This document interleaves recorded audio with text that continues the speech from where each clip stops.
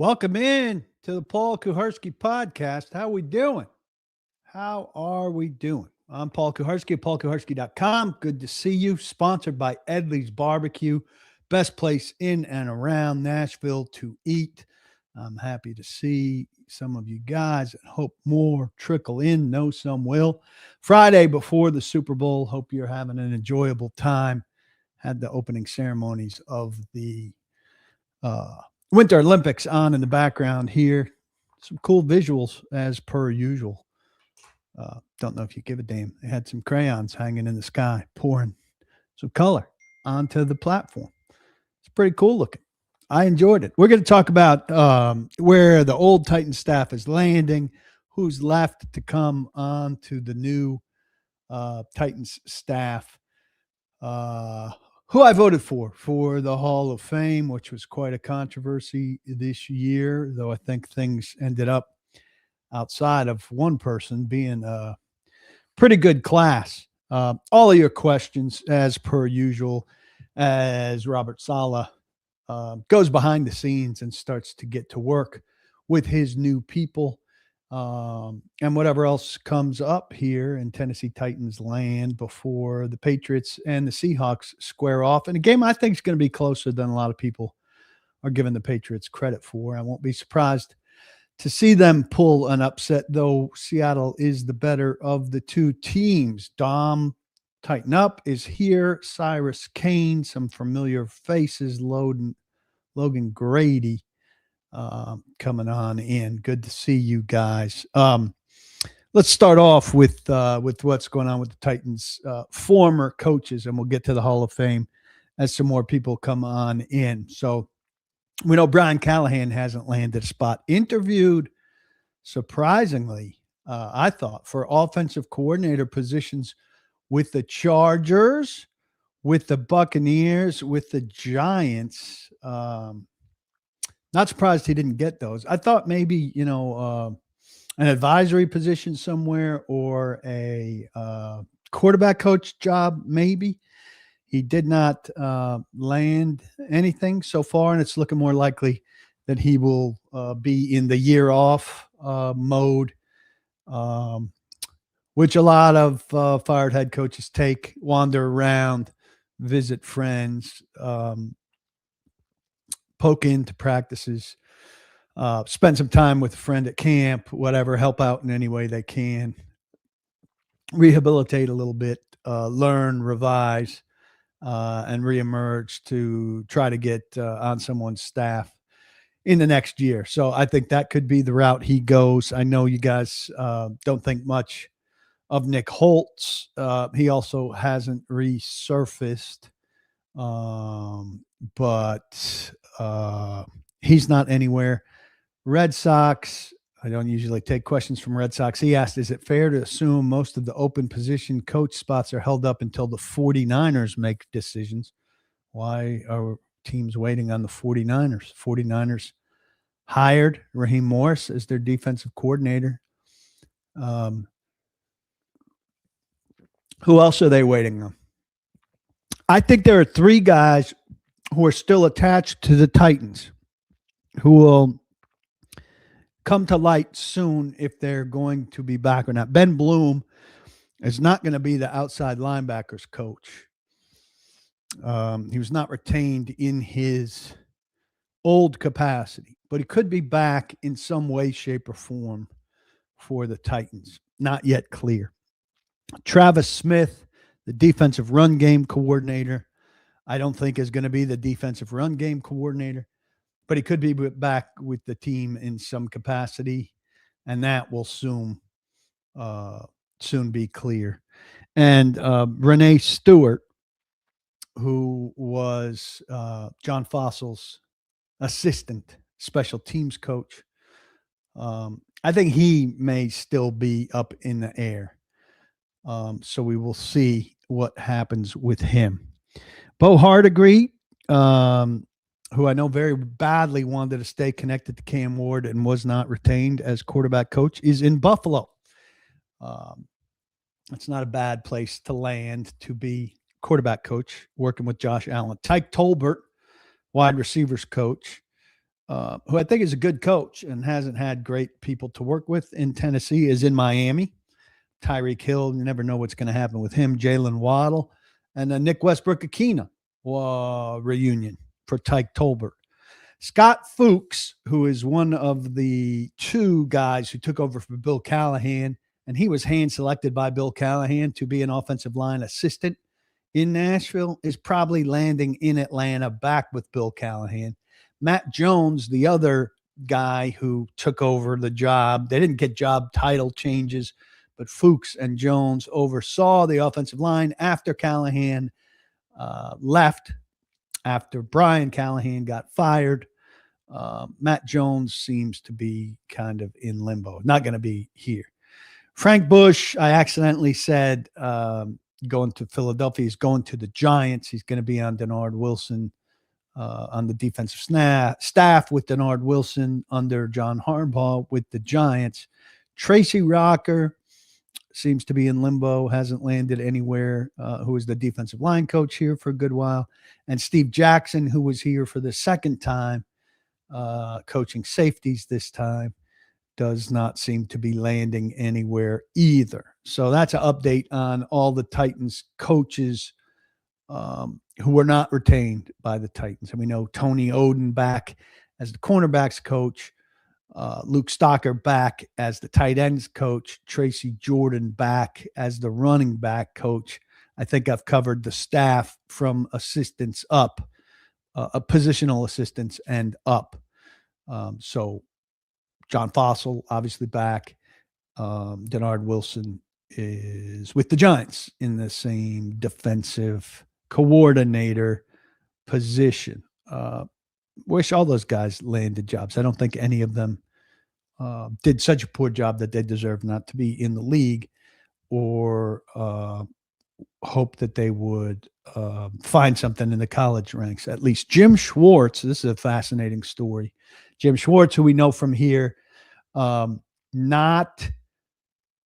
he's resigned from the Browns. So he's under contract with the Browns. And it looks like he'll basically sit out the year. The Browns would have to give him permission to work somewhere else. Doesn't seem they will. Don't know how many defensive coordinator jobs are still open. Don't know that he would just take any other job. But really pissed off that Todd Monken got that job over him. Not interested in working for Todd Monken. Understandable to me. I think he's a superior coach to Todd Monken, a senior coach to Todd Monken. The one thing Cleveland had going for it was its defense. And so it sounds like he's going to sit out a year. He's got a place on the Maryland coast. Kids, I think, are probably high school age now. But it's crazy that a coach that was doing a job with a defense as good as Cleveland was, who would have at the very least been a hot commodity to be a coordinator in the league, is not going to be in the league this year, and unless something changes dramatically. So, I mean, if that's what Jim wants out of the circumstances that Jim is in, that's great for Jim. But I think it sucks that the circumstances come that way. And Jabari asked, does he get paid? And I'm thinking probably not, or maybe there's some sort of settlement, but he basically quit. So he's under contract. Maybe there's some sort of settlement there, but he's under contract and he's not going to work. So they control where he can go. They have the rights to him. Maybe there's some sort of settlement there, but I can't imagine he's getting his full pay given that he's choosing not to work. Very interested. Do I get a Super Bowl media pass? What determines who gets those? Well, you have to apply for starters. And I did not apply because I'm not funded to go to San Francisco. I haven't been going to the Super Bowl since I've been off full-time radio. So last one, I went regularly with Midday 180. Went pretty regularly with the Tennessean. But I'm not going regularly now. And for me, it was always more of a Radio Row thing. to do interviews there and do the Radio Row week. I covered the game, I think, 6 times maybe, as the Tennesseans Titans reporter, and then once or twice as a Tennessean columnist, but not after that. Oh no, yeah, and I covered it for ESPN.com when the Colts went. I was at the Colts um, Saints Super Bowl covering the Colts. I think I could probably get credentialed for the Super Bowl if I applied, but it would take a lot for me to get sponsorship funding to go. It's expensive, obviously, to be out there for the week. The Hall of Fame voting used to be on Saturday of Super Bowl week. And so I would need to get out there at least for that, or when I was out there for radio, which was generally funded, Tuesday or Wednesday through Friday, and we'd come back Friday evening. I would foot the bill, or sometimes the Hall of Fame would contribute some to help people be out there. I would stay then Friday night and be there Saturday for the vote. Generally come back Saturday night. So I miss it a little bit. I mean, I see the certainly the reunion aspect of being out there with all of so many of your colleagues. And there's some good interview fodder there. Certainly some of them are silly in terms of the degree to which people who are working Radio Row are promoting material and stuff like that. But interviewing other good media makes for good conversation. Finding players that you have a relationship with who are willing to sit down and talk is fun. So I miss that to a degree, but I've certainly had a full experience doing it. So it's the one NFL event that I miss. And if the Titans were ever to go, I certainly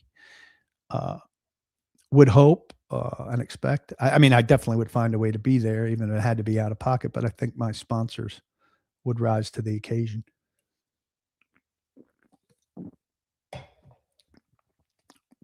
So there are different degrees of media pass.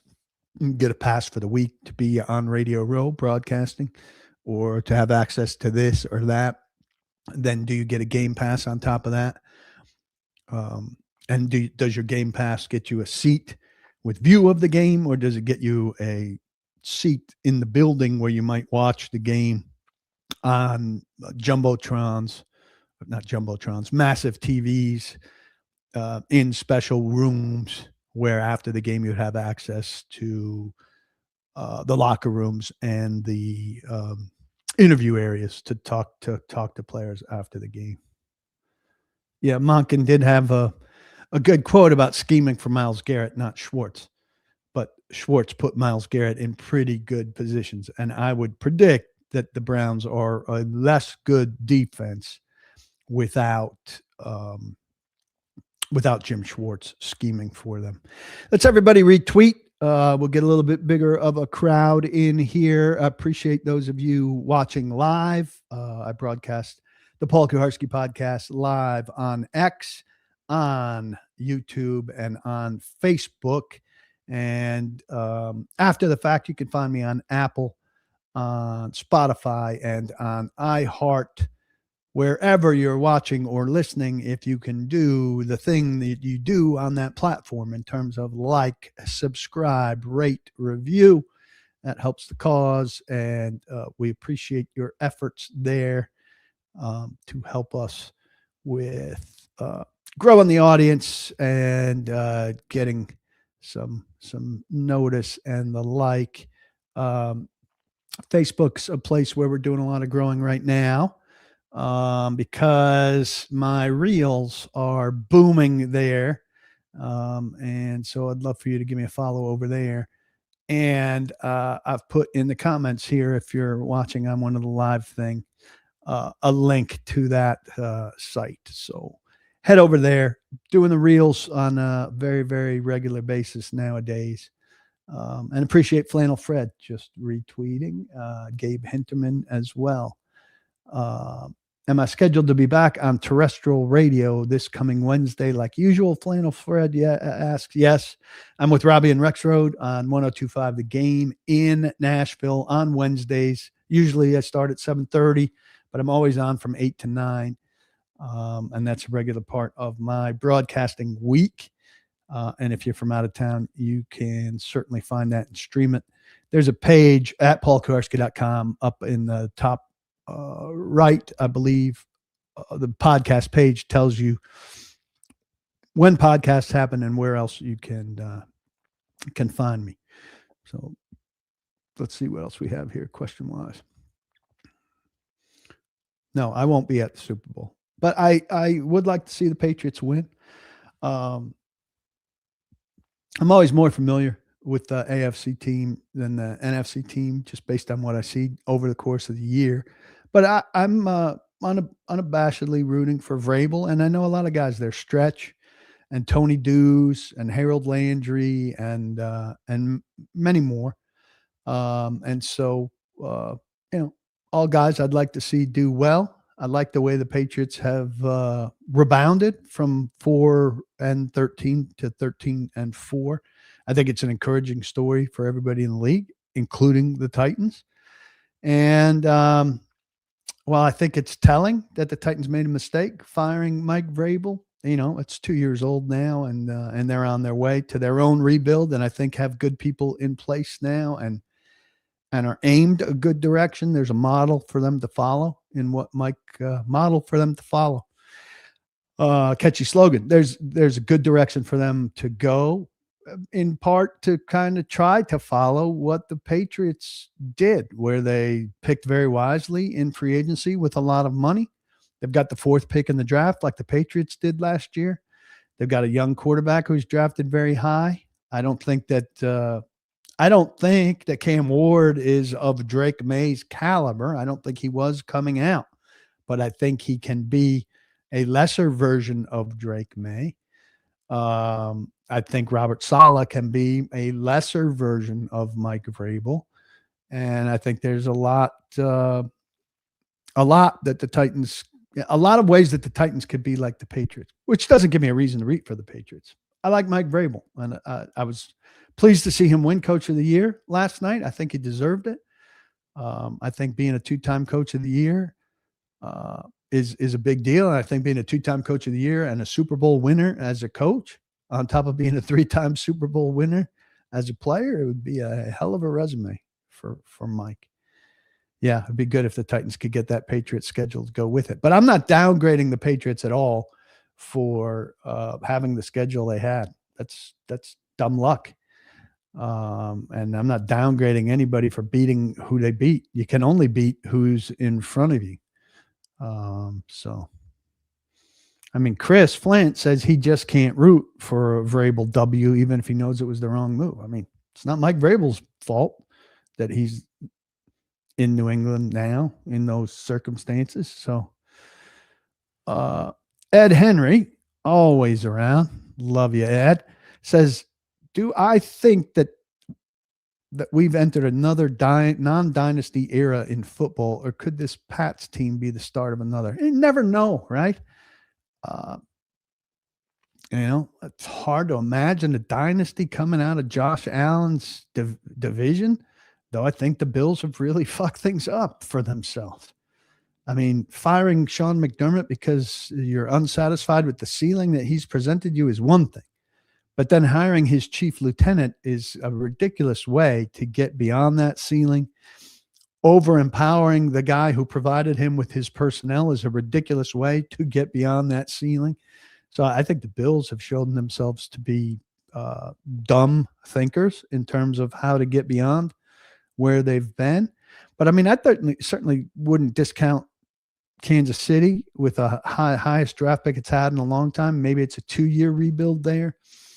But Mahomes will rise again. Baltimore with new leadership is an organization that you should have faith in, who will be good again. Seattle could win this game, and I mean, he's obviously McDonald is obviously a very good coach, and there's no doubting John Schneider. Rams, you know, could they transition to another quarterback? There's no telling who will emerge, but maybe it's a couple years before the next great team emerges. I don't know. Yes, Robert asks, is McDermott taking a year off? Well, there are no more jobs open. But it seems pretty clear that he wasn't intending to work right away. And so he'll be candidate number one for the best job that comes open next year.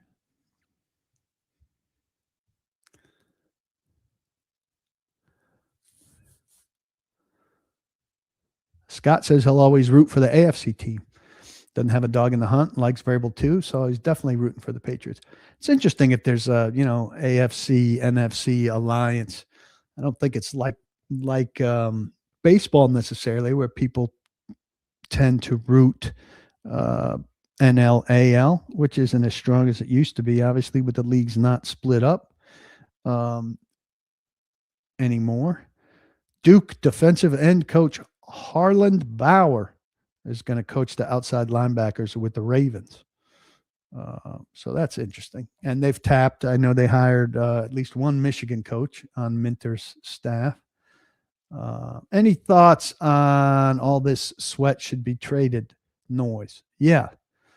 A lot of he doesn't fit the scheme, but I don't see how you just dump him for a fourth or fifth before Saleh and Whitecott get their hands on him. Well, I wouldn't dump him before Robert Saleh and Aaron Whitecott get their hands on him, but I don't think he's going to wind up being a fit for them. So I think you got two issues with T'Vondre Sweat, and one is how into this is he? Last year he talked a good game heading into the offseason about going to work with Jeffrey Simmons, and then he didn't.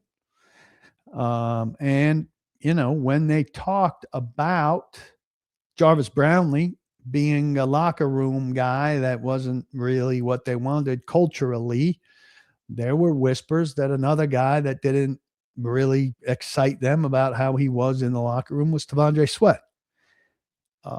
So is he going to change his stripes there?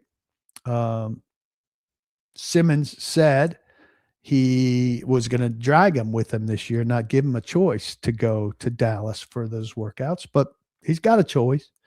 So is he going to change his stripes and be more professional about fitness and work ethic and attitude and all of those things? And then separate of that, and Mike Herndon wrote this very, very well, as he ran through the Titans defensive roster and what Robert Saleh does defensively.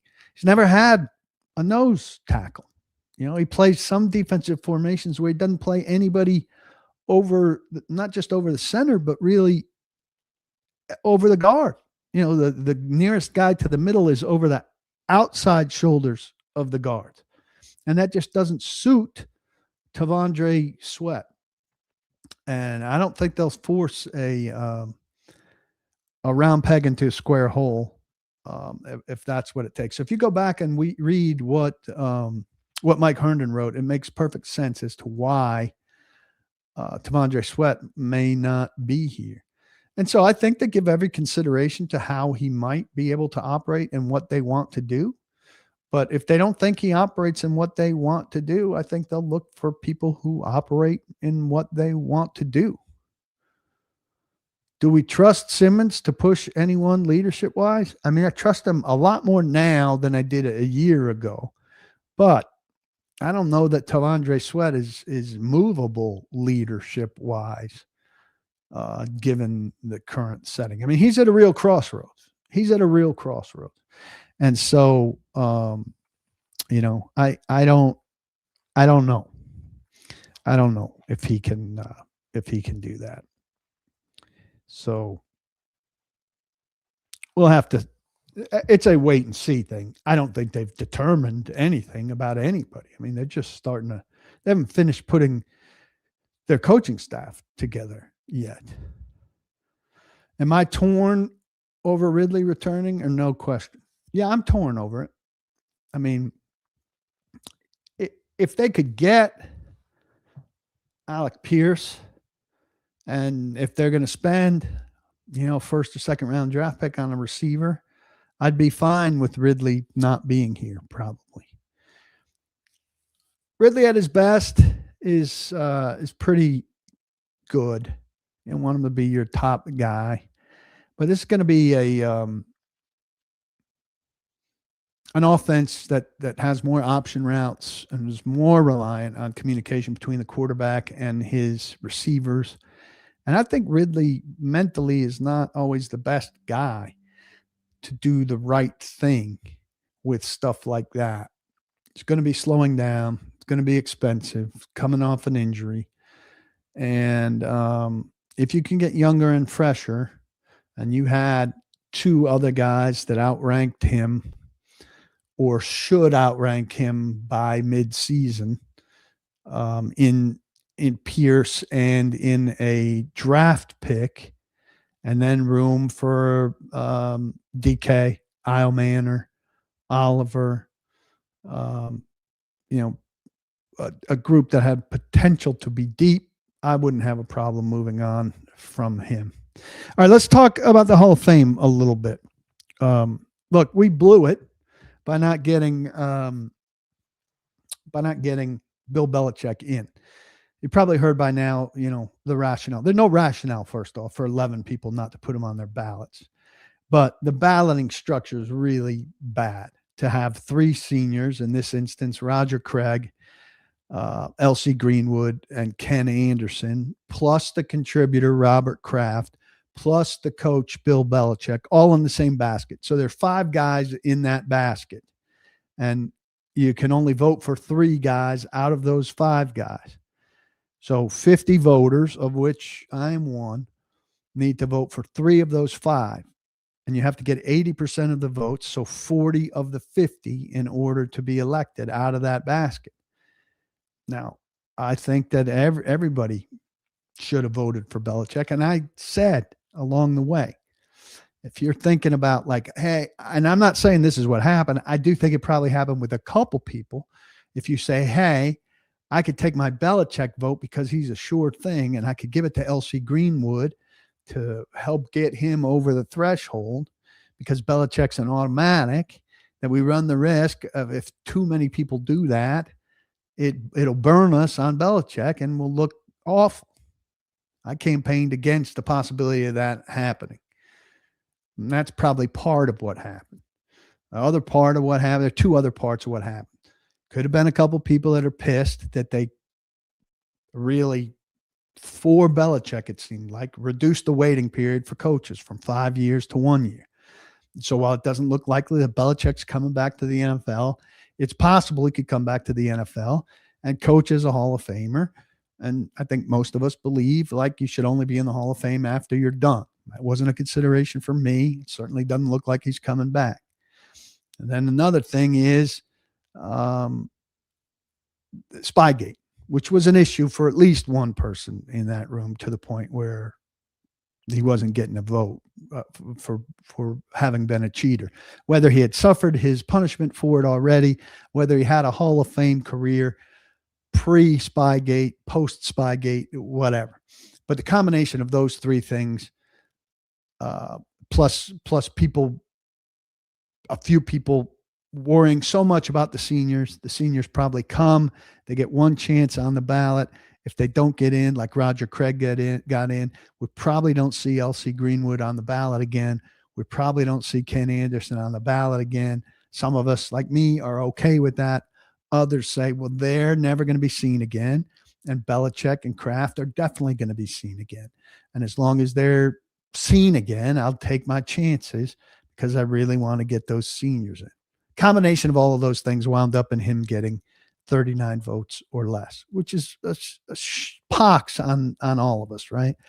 I wrote, I think the people who didn't vote for him should be transparent about why they didn't vote against him. To my knowledge, only two people who didn't vote for him have said they didn't vote against him. Tony Dungy hid from the question, which I think is ridiculous. Vaughn Gregorian of the Kansas City Star wrote about voting for all three seniors. Mike Chappell from Indianapolis wrote about how he felt he voted for Kraft, not against Belichick, but that also involved voting for two seniors. Terrible system that needs repair, but we failed Belichick, even given the constraints of the system. With regard to the 5 modern candidates that can come out of the 15 modern candidates, I thought we did very well. We got 4 in, and I think it's an awfully good 4 in Drew Brees, Larry Fitzgerald, Luke Kuechly, and Adam Vinatieri. That is a very good group. It gets down to 7. The 7 I voted for were Willie Anderson, Drew Brees, Larry Fitzgerald, Luke Kuechly, Jason Witten, and Marshall Yanda. And the 7 that got through were Willie Anderson, Drew Brees, Larry Fitzgerald, Luke Kuechly, Terrell Suggs, Adam Vinatieri, and Marshall Yanda.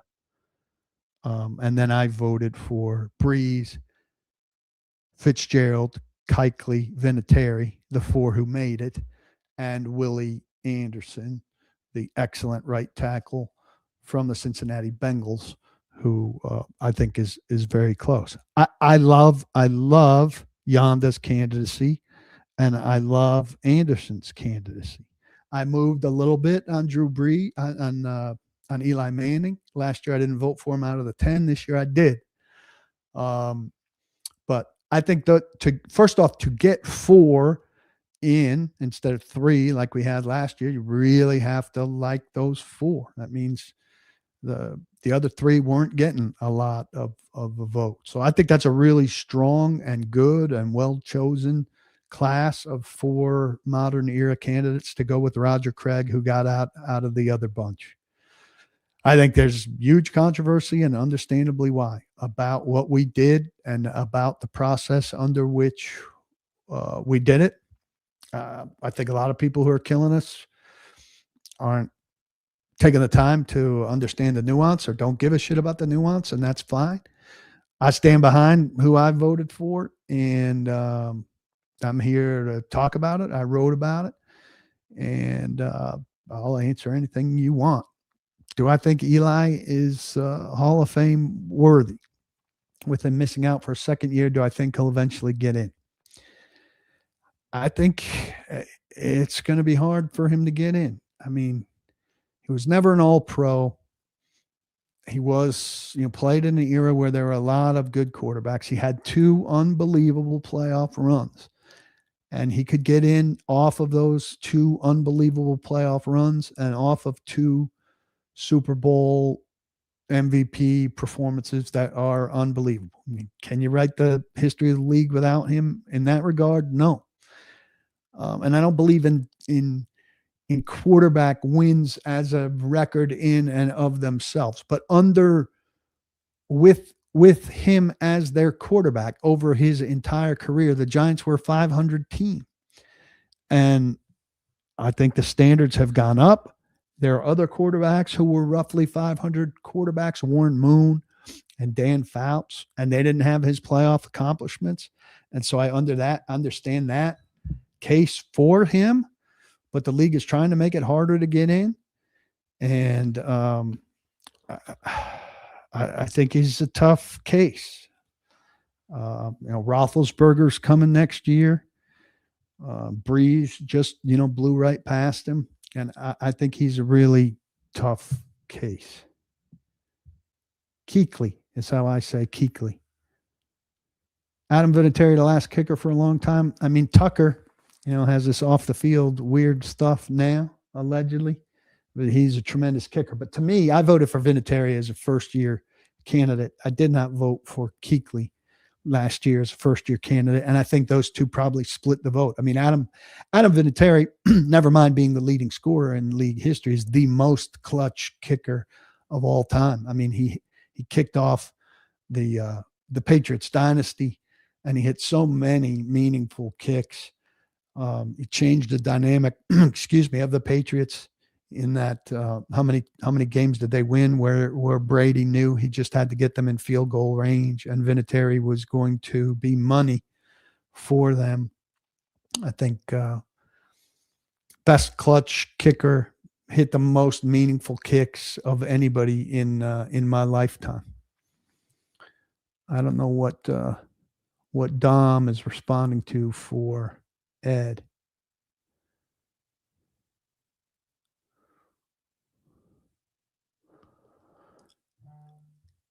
In the end, isn't it a valid point when a kid asks his dad 50 years from now, why didn't Belichick get in the first time and a cheating conversation comes up? I don't know. But I'll say this time and time again, we're told by Hall of Famers that nobody ever asks them if they were first ballot or not. And that the first ballot conversation is very much a fan conversation and not a Hall of Fame conversation. First ballot Hall of Famers are not distinguished at the Hall of Fame in any way, shape, or form. The Hall of Famers who are on the committee, James Lofton, Dan Fouts, Bill Polian, and Tony Dungy, don't differentiate first ballot guys from guys who got in on their 29th or 35th year or whatever. They really don't. And so it's very much a discussion point for fans. Now, that doesn't mean that Bill Belichick was not done an injustice by not being elected this year. I mean, it's crazy that he's not in. To me, it's not, in the long run. He gets in next year like he should. Historically, 5 or 10 years from now, is the conversation still going to be about what ballot he got in on? Or is the conversation going to be about there's Bill Belichick, Pro Football Hall of Famer? I think the latter.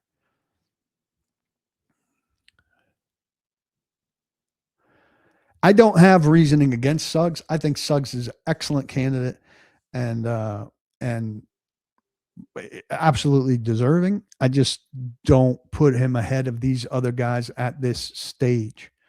And I was surprised how strong the support wound up being for him voting wise, based on how limited the discussion was about him. I think he's an excellent, excellent player who terrorized teams, big plays constantly, and absolutely has my support to get in eventually. But at some point you have to stack them, and he's lower down my stack than these other guys. I will say, like, I wrote a couple notes in my column, one about Manning, one about Holt and Wayne. I think the new voting process is just, they wanted to make it harder for guys to get in, and I think they've achieved that. And I think that Holt and Wayne went from guys who are going to get in to guys who aren't going to get in part because they take away from each other and people prefer one to the other.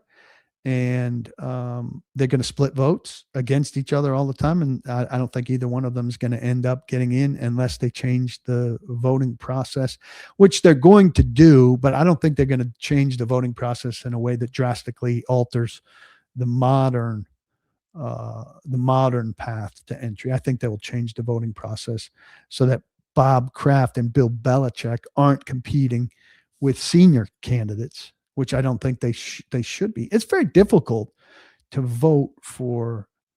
I mean, it shouldn't be difficult to vote for Belichick against anybody, right? But I think it's difficult and unfair for Bob Kraft to compete against players. I mean, L.C. Greenwood would just be the second member of the Steel Curtain, one of the best dynasties of all time, to get into the Hall of Fame. How do you measure Bob Kraft's impact against L.C. Greenwood's impact? Now, we've got moderncy bias for sure, and Bob Kraft absolutely deserves to get in. But I don't think you can say, like, clearly, if you're looking at those two guys, Kraft, absolutely. I voted for Kraft, but I think that's an unfair comparison to ask us to make. And I think that's on the Hall of Fame. Isn't Terrell Davis the same case as Eli Manning? Couple of great seasons. Well, Terrell Davis had a short career because of injuries. He's the best all-time postseason running back, the best. And I think his team during his career won far more than it lost. So I wouldn't say it's the same case as Eli Manning at all. And I will say I struggled with Terrell Davis and Tony Baselli's cases. While I understand they were excellent, I think their careers were a bit too short. And I understand guys get unlucky with injuries, but I think you could say, like, some guys get unlucky with injuries and their careers might not be long enough to qualify. Now, ultimately, I got on board with both of those guys, but not immediately. But I think Eli's case is more on the longevity side. Like, if you want to compare him to somebody that's in the current conversation, to be more Frank Gorish.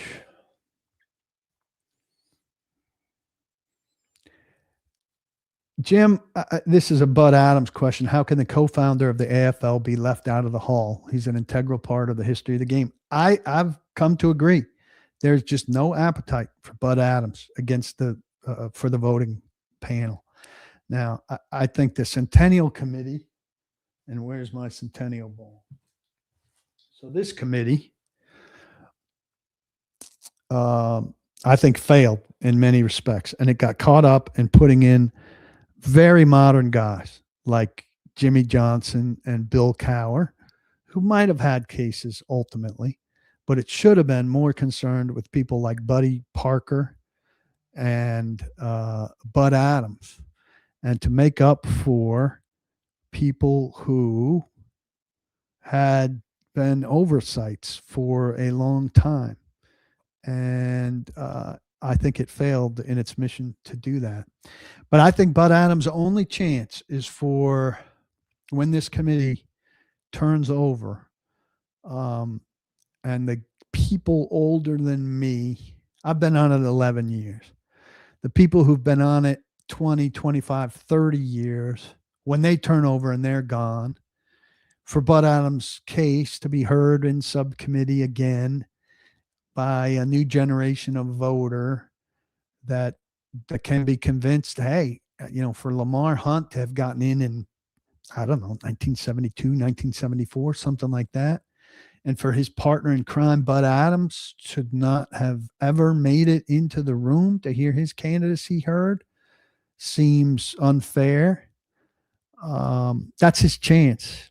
But I think, fair or not, those stories haven't gotten the volume they deserve. And outside of that, his flamboyance, eccentricities, and for a time, I'll say at the beginning, I thought he kind of handed away his Hall of Fame spot when, for the second half of his NFL career, he basically gave away his vote and his influence to the league in exchange for the move. And we need to look more closely, but how many owners who relocated their franchise are in the Hall of Fame? Art Modell, crushed Cleveland in a worse way than Bud Adams crushed Houston.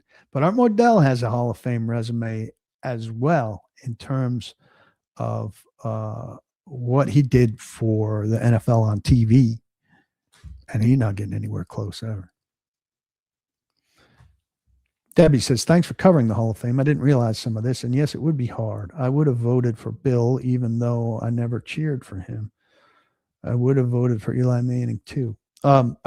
This idea that there's some personal vendetta against Bill factoring into this, I don't buy at all. First off, if you're the voter from, say, Los Angeles covering the Chargers, how much did you deal with Bill Belichick?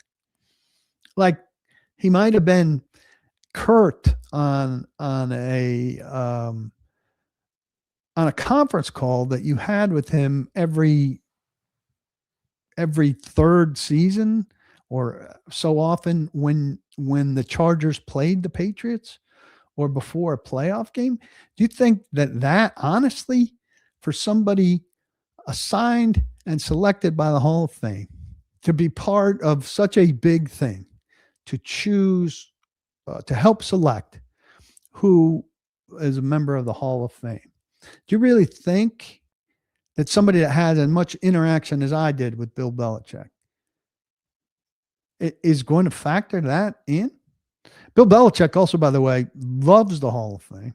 He was a member of the Centennial Committee that ball represented. Very helpful to the Hall of Fame on that. If you ask him historical questions about the league, if you have access to him on that, and some people have been fortunate enough to have those kind of conversations with him, he's superbly helpful. So I don't know, some Boston writers had that degree of access with him. I can't imagine that they're holding that against him when their careers and their readership were so enhanced because they covered 6 Super Bowl wins as a result, largely, of Bill Belichick's work. So I think fans just are out of touch with the perspective that a guy being gruff with the press is going to create that level of personal feelings that would prompt you not to vote for him. Maybe one guy in that room, maybe the Boston guy had a grudge with him. But I think the Boston guy also had, times with him that were very influential on his career in a positive way. So I can't speak for that Boston guy. I covered the Titans my whole career. I interacted with Bill Belichick probably a dozen times, 14 times. I previewed the Titans Patriots playoff game in the freezing cold where Drew Bennett dropped that 4th down pass. So I was up there that whole week. So I probably, in 3 press conferences, took a deep breath and asked Bill Belichick a question 6 times. I remember it not being great, but I don't remember the specifics of Bill Belichick, my interactions with Bill Belichick there. You think that's got a big bearing on how I feel about Bill Belichick's NFL accomplishments?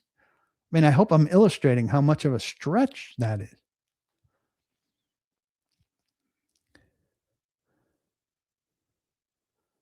Can guys go in again as a coach if warranted? Do you mean like a player who's in, then has a coaching career and gets in? I would think so, but I don't think it would be a priority to get somebody else, to get somebody in a second time. I mean, I think the question there is interesting. Like, if Vrabel became a coaching candidate, would you weigh his playing accomplishments on his resume? And I don't see how you wouldn't. He would be a multi-dimensional candidate. Now, he would be nominated in one category, and he's never been nominated as a player. So if he won a couple Super Bowls now, 2-time coach of the year, 2 Super Bowl winning coach, would his playing achievements be weighed there? I don't see how they wouldn't be, unless the Hall instructed the voters not to consider that, which would seem awfully strange to me.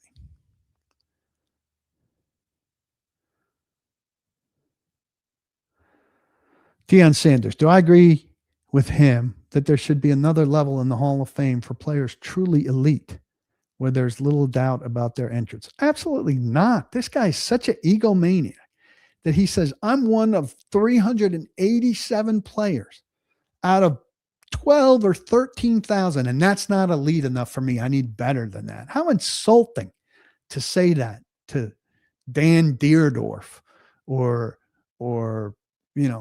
whoever else, Adam Vinatieri, he probably feels that way about. Adam, you're a nice player and you get a bust and a gold jacket, but I need a purple jacket because you didn't do what I did. What an egomaniac. And then, I'm sure that his comments, though the Hall of Fame denies it, that they made it harder in part because Deion Sanders was bitching about how easy it had gotten for people to get into the Hall of Fame. And then I think when it got hard, he said it was 2 years ago, he said there weren't enough people getting in. Deion Sanders is an idiot. He's an idiot. He just talks. The guy was an NFL analyst for NFL Network who was a defensive back and didn't know who Kevin Byard, who'd been an All-Pro, was. That's all you need to know about Deion Sanders. Talk, talk, talk, talk, talk.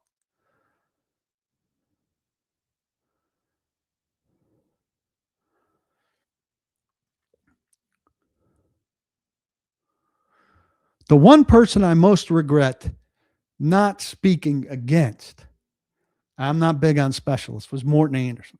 I think there were better people on the ballot than Morton Anderson. And I was against Devin Hester his first time through. Doesn't play a proportion of snaps that's commensurate with other people. Now, was he one of a kinder, Devin Hester? The second argument for Devin Hester was far more convincing than the first argument for Devin Hester. But, Morton Anderson, there was kind of a like, this is the time. And Mike Sando, my colleague who writes for The Athletic now, Seattle-based, has been the most articulate about that. This is the time is not a criteria for a guy to get into the Hall of Fame. Now, is there a spot in the Hall of Fame for Morton Anderson? Yeah, I guess. I have trouble. I don't have trouble for Vinatieri because of what Vinatieri did. But Morton Anderson, I think, was the leading scorer at the time. Well, football scoring is not the same as basketball scoring. It's not the same as baseball scoring or hockey scoring. And the idea that you had to have the top scorer in football in the Hall of Fame and it was somehow a huge slight that he wasn't in there, it's a different position. So I regretted not speaking against Morton Anderson's candidacy the year. I was somewhat surprised that he got in that year. And I think he's worthy of being a Hall of Famer, but I don't think he was one of the best guys on the ballot that year.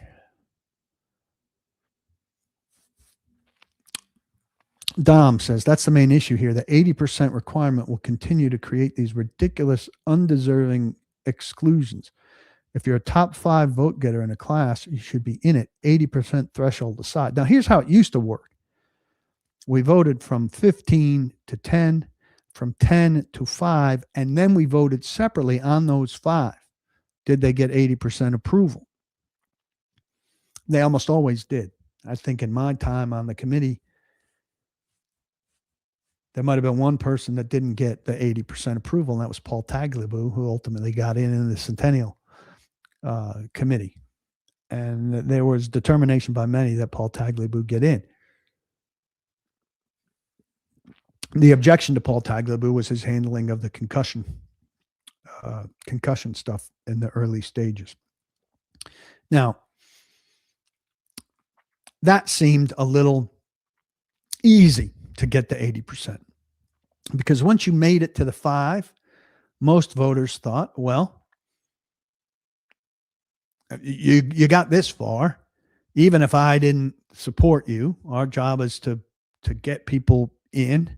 Most of us consider more than 5 people that we've discussed Hall of Fame worthy. Thumbs up. But maybe that's a little bit too easy. This seems a little bit too difficult. And honestly, it makes a weaker class more likely to produce more Hall of Famers. So you could say, like, the cutoff after Vinatieri, let's presume Vinatieri was 4th here, but you look at the 4 guys who got in and say there's a drop off after that. And so those guys didn't get many votes, making enough votes available for the top 4. But if the 7 were all really strong, the votes would have been spread out in a way that fewer would have hit 40, the 80%. And so there have been conversations about, is 80 the number? They like 80 as a number because it's a very high number. It's maybe the hardest Hall of Fame to get into, et cetera, et cetera. Let's see what else you guys have. Paul Kuharsky, paulkuharsky.com, best coverage of the Titans, most unique. Look, put it in simple terms. If I could get things straight here. For less than a cup of coffee, a beer, or a cocktail, you get all my Titans coverage, plus Mike Herndon's analytics, Drew Beatty's film study, Braden Gall on the draft, Blake Bedingfield on games and draft picks. It's also the best way to support Titans journalism. Appreciate your consideration. MB says, personally, I just believe that the Hall of Fame should be just for players and coaches. Owners should just get an honorary award separate from the Hall of Fame. There is another category, the contributor category isn't strictly owners. There's a referee there's room there for broadcasters, for innovators, assistant coaches, things like that. I can't tell you, and it's a small list, but the contributor category isn't an owner category. It's a contributor category. Why don't they make votes public? They don't make votes public. I mean, we're allowed to make votes public. I'm making my votes public, but they don't make votes public because they don't want voters to have to endure whatever comes with maybe making a vote that would be controversial or whatever. And if you've never been on the side of being hammered for a decision that you've made, maybe you can't relate to that. I don't know that they should forcibly make it public. I think everybody should step forward and do it on their own. I think it should be encouraged. And then I'd be fine with you bashing the people who don't make it public. But I will say there's too much of it. There's too much of it, of people thinking that some guy, you have to wait your turn, and that there's a pecking order based on timing, and who would have looked at this and say, like Darren Woodson. I'm not a big Darren Woodson guy, but Darren Woodson's clock is almost ticked out. He's got a few more years. And so they would say, if you think Darren Woodson is a Hall of Famer, you've got to vote for him this year, next year, and get him in. And that doesn't mean that, say, if Terrell Suggs is the guy who suffers at his account, that you mean that Terrell Suggs means anything less to you, or that you think anything less of Terrell Suggs. It just means that in the window that Darren Woodson is qualified to get in, you want to get him in, because otherwise he falls into what we call the abyss. And the senior abyss includes something like 68 players, at least, that may be a low number, who were all decade players during their time in the league, who, for whatever reason, did not get in during their eligibility window, who most of us think deserve examination. That's why there are the 3 senior slots. Some of these guys got their case heard minimally or didn't get it heard at all. And we believe that they should get their case heard. So we want to make sure that we're giving full examination to guys during their modern era window.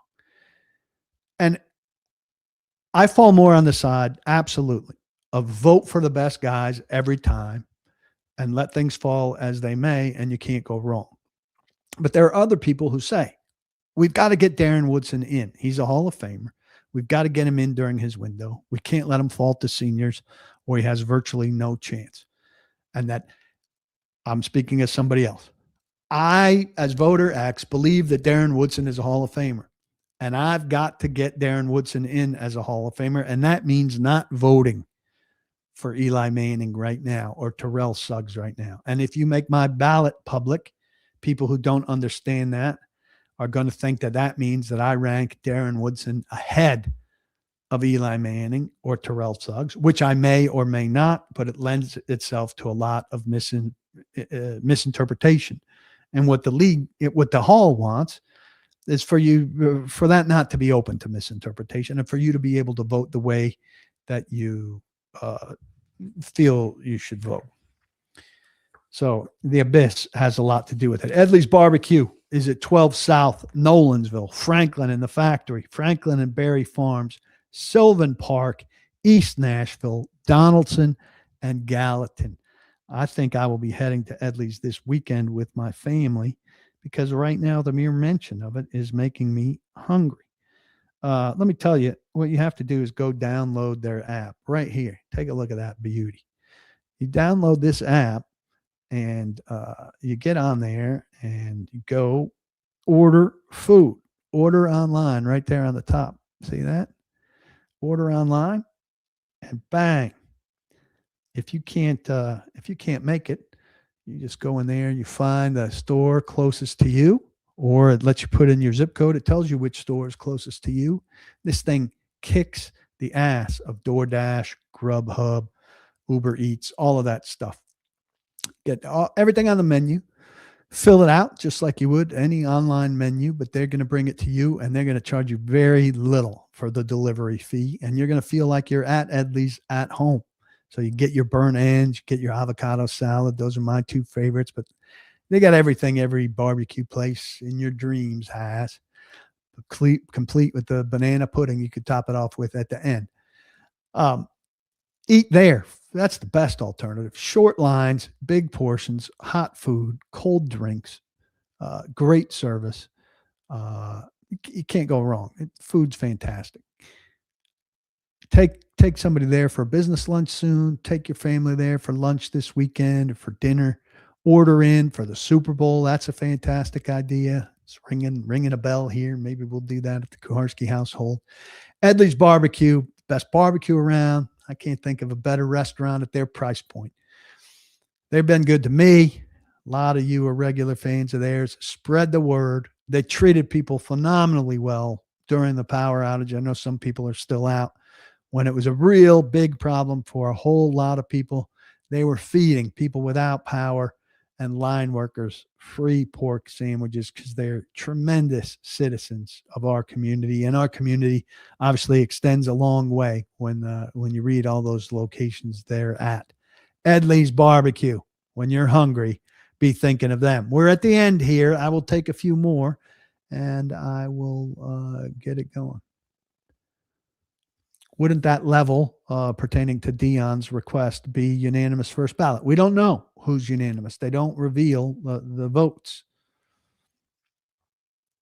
Dick LeBeau's already in the Hall of Fame.